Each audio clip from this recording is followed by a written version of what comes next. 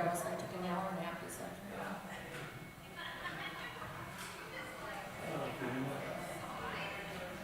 Well, I didn't sleep last night. And I didn't go to sleep until really late. And then I had to get up and have my Zoom meeting with Nina's mom.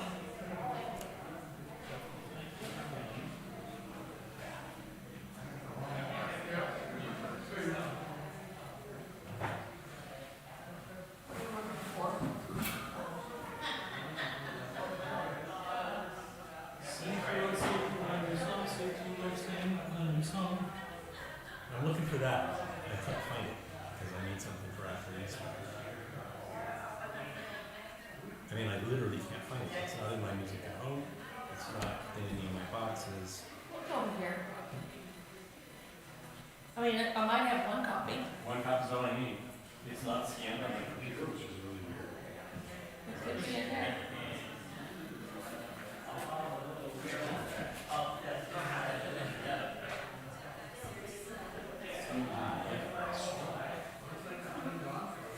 What? Oh, probably.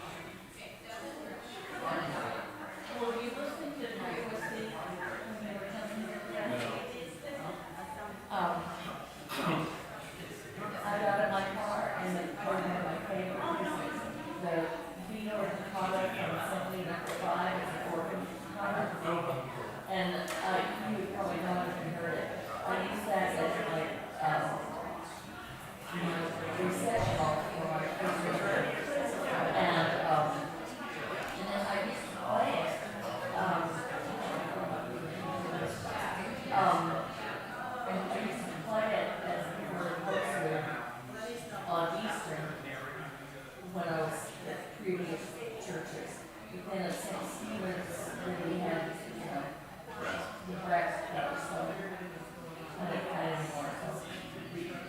It was fun, but it was hard to play, I had to edit it with me, or who's notes and stuff.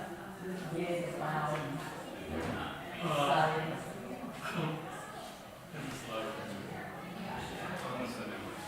Yeah.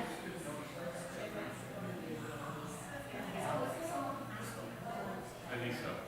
But I don't think you're reading.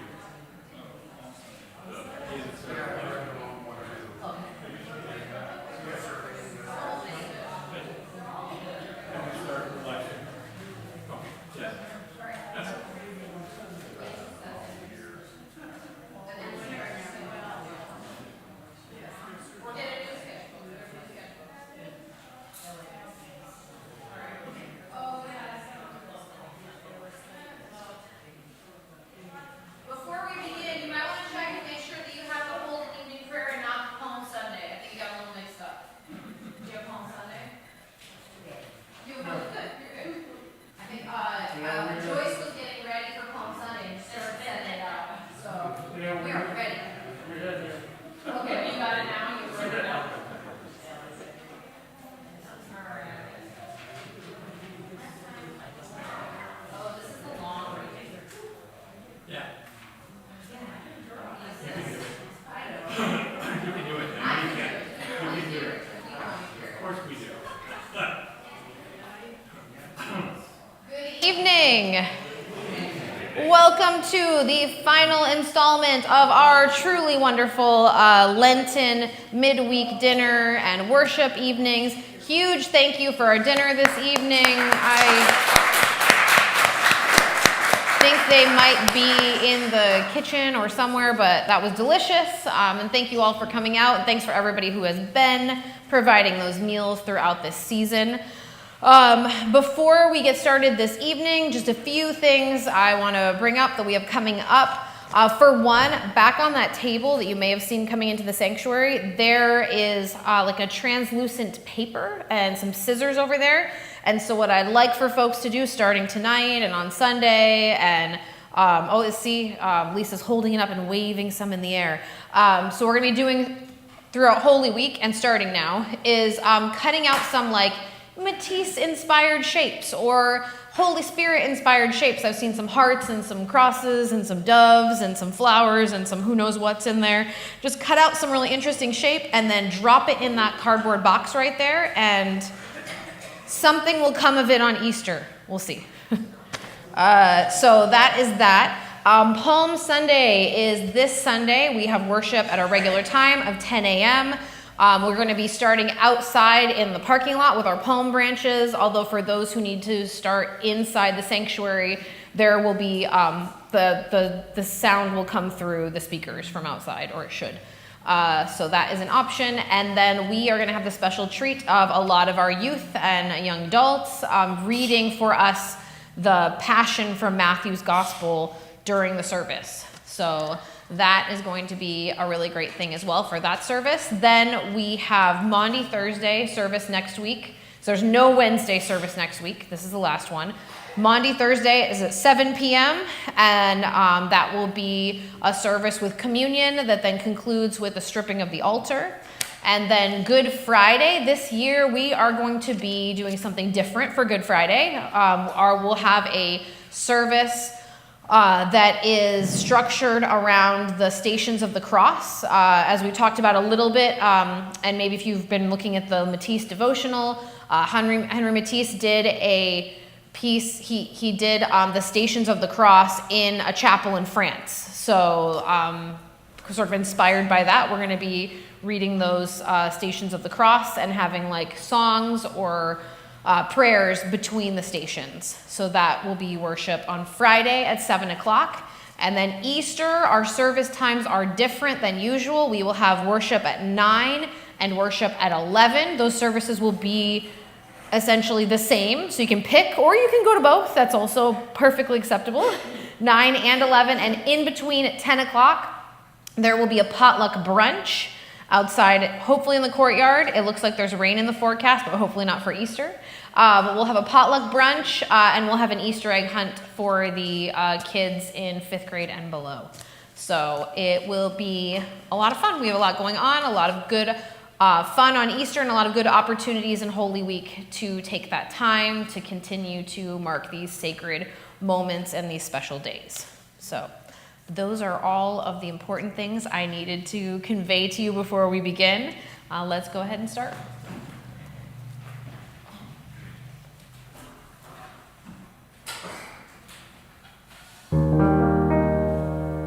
Jesus Christ, you are the light of the world. The light no darkness can overcome. Stay with us now, for it is evening, and the day is almost over. Let your light scatter the darkness and shine within your people here.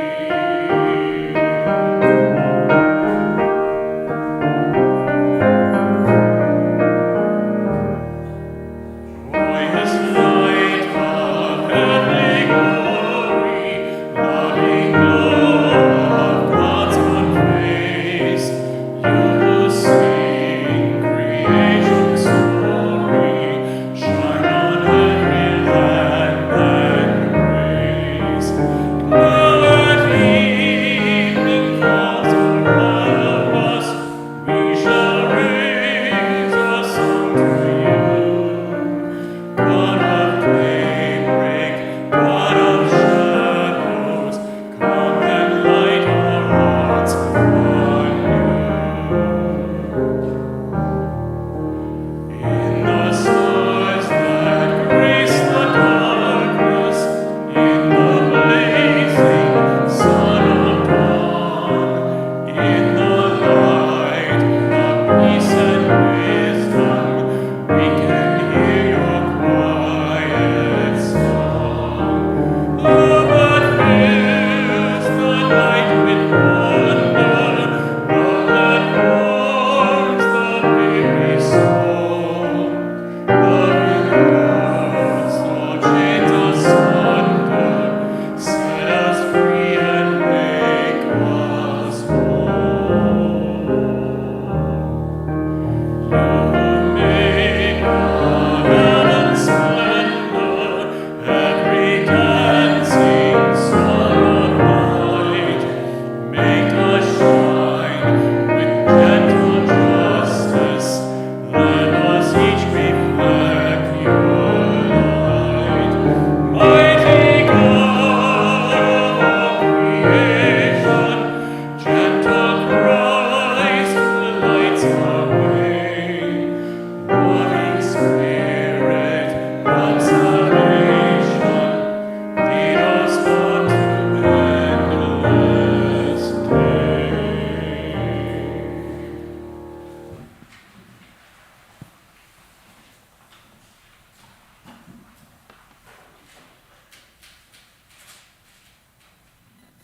All right, our scripture passage for this week in the season of Lent comes from John chapter 11. And I'm going to read a little further than we did on Sunday, because I just think it's important to hear the rest of this story as well. Now a certain man was ill, Lazarus of Bethany, the village of Mary and her sister Martha. Mary was the one who anointed the Lord with perfume and wiped his feet with her hair. Her brother Lazarus was ill. So the sisters sent a message to Jesus. Lord, he whom you love is ill. But when Jesus heard it, he said, this illness does not lead to death. Rather, it is for God's glory, so that the Son of God may be glorified through it. Accordingly, though Jesus loved Martha and her sister and Lazarus, after having heard that Lazarus was ill, he stayed 2 days longer in the place where he was. Then after this, he said to the disciples, let us go to Judea again. The disciples said to him, Rabbi, the Jews were just now trying to stone you, and you're going to go there again? Jesus answered, are there not 12 hours of daylight? Those who walk during the day do not stumble because they see the light of this world. But those who walk at night stumble because the light is not in them." After saying this, he told them, "Our friend Lazarus has fallen asleep, but I am going there to awaken him." The disciples said to him, "Lord, if he's fallen asleep, he'll be all right." Jesus, however, had been speaking about his death, but they thought that he was referring merely to sleep. Then Jesus told them plainly, "Lazarus is dead. For your sake, I'm glad I was not there so that you may believe, but let us go to him." Thomas, who was called the twin, said to his fellow disciples, "Let us also go, that we may die with him." When Jesus arrived, he found that Lazarus had already been in the tomb for 4 days. Now, Bethany was near Jerusalem, some 2 miles away, and many of the Jews had come to Martha and Mary to console them about their brother. When Martha heard that Jesus was coming, she went and met him, while Mary stayed at home. Martha said to Jesus, "Lord, if you had been here, my brother would not have died. But even now I know that God will give you whatever you ask of him." Jesus said to her, "Your brother will rise again." Martha said to him, "I know that he will rise again in the resurrection on the last day." Jesus said to her, "I am the resurrection and the life. Those who believe in me, even though they die, will live. And everyone who lives and believes in me will never die. Do you believe this?" She said to him, "Yes, Lord, I believe that you are the Messiah, the Son of God, the one coming into the world."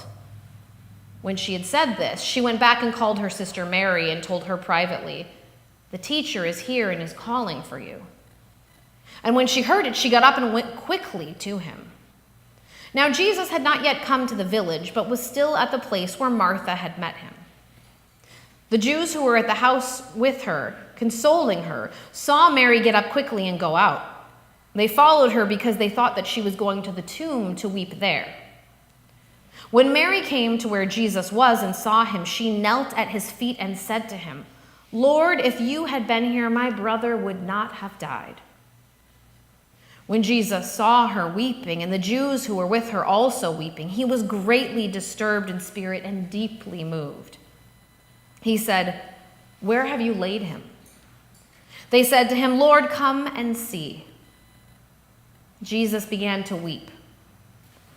So the Jews said, "See how he loved him?" But some of them said, "Could not he who opened the eyes of the blind men have kept this man from dying?" Then Jesus, again greatly disturbed, came to the tomb. It was a cave, and a stone was lying against it. Jesus said, "Take away the stone." Martha, the sister of the dead man, said to him, "Lord, already there is a stench because he has been dead for 4 days." Jesus said to her, "Did I not tell you that if you believed, you would see the glory of God?" So they took away the stone. And Jesus looked upward and said, "Father, I thank you for having heard me. I knew that you always hear me, but I have said this for the sake of the crowd standing here, so that they may believe that you sent me." When he had said this, he then cried with a loud voice, "Lazarus, come out." The dead man came out, his hands and his feet bound with strips of cloth, and his face wrapped in a cloth. Jesus said to them, "Unbind him and let him go." Many of the Jews, therefore, who had come with Mary and had seen what Jesus did, believed in him. But some of them went to the Pharisees and told them what he had done. So the chief priests and the Pharisees called a meeting of the council and said, "What are we to do? This man is performing many signs. If we let him go on like this, everyone will believe in him, and the Romans will come and destroy both our holy place and our nation."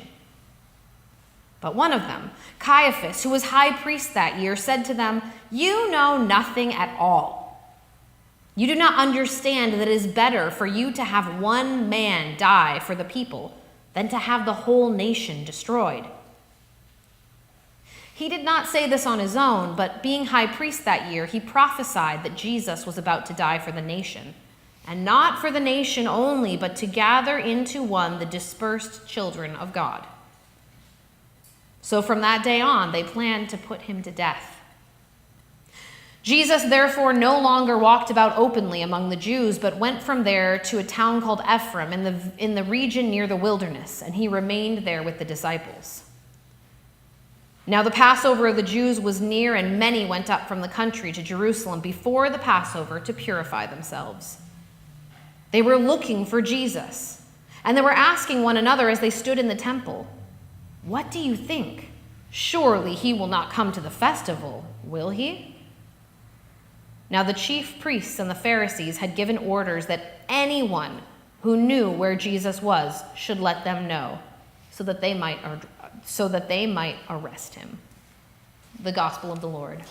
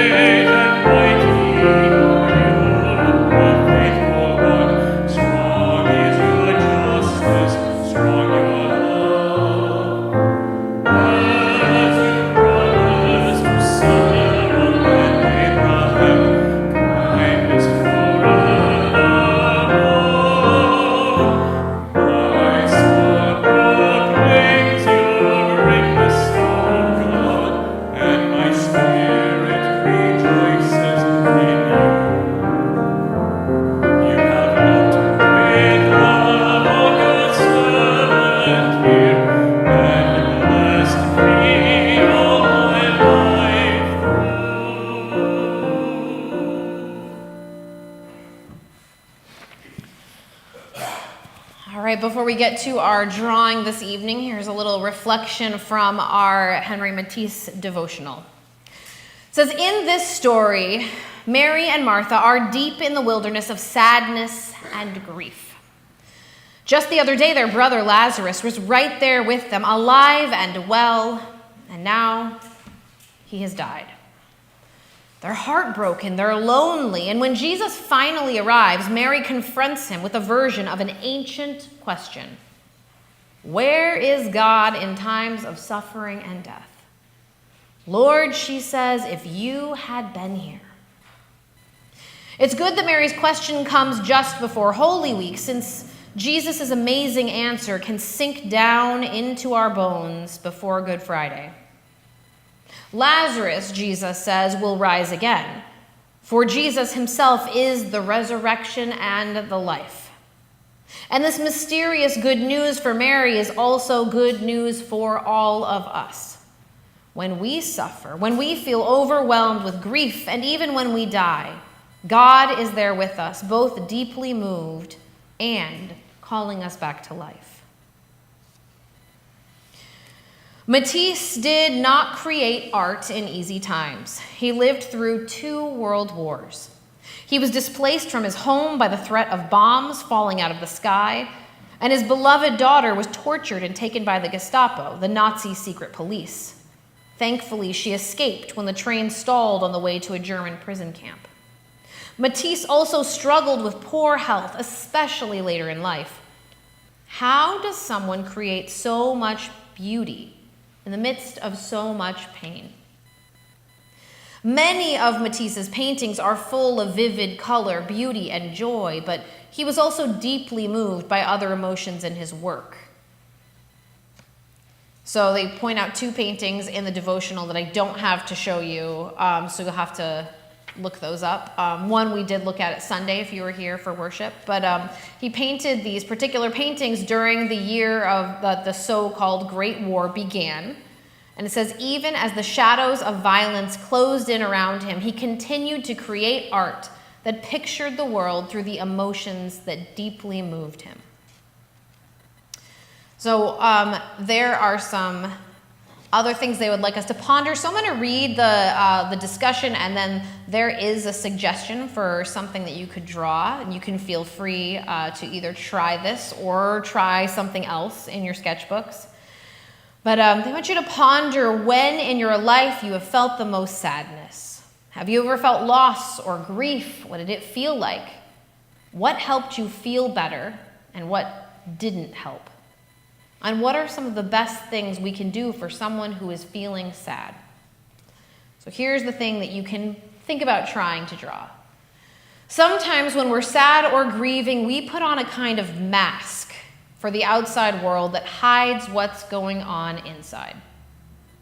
Drawing a dual self-portrait can help bring those two worlds together so we can embrace the whole of who we are. So they want you to draw a face that represents yourself. So draw a face in whatever way, and then divide the face in half. One half will represent your inner self, while the other half will represent your outer self. Using colors, patterns, and symbols, really anything that you want to do, decorate the outer self to show how you think others see you, and decorate the inner self to show how you feel inside.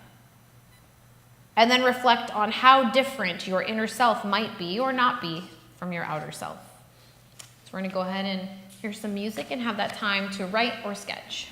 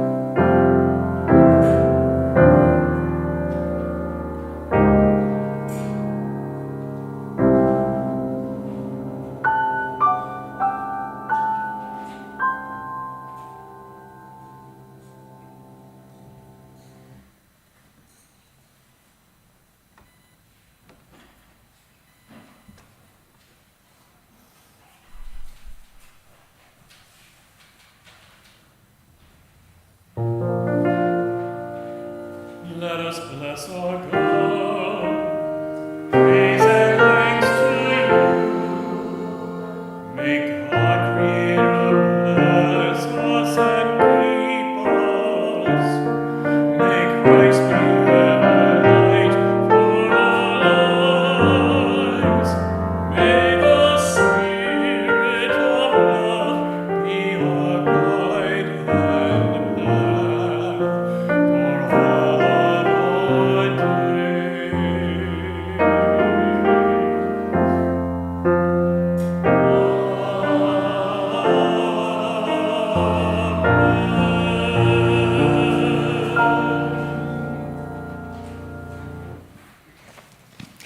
Go in peace. Please feel free to greet one another with a sign of peace as you head out this evening. Stop and cut out some shapes, and we will see you all for Palm Sunday, Maundy Thursday, Good Friday, and Easter Sunday. God bless.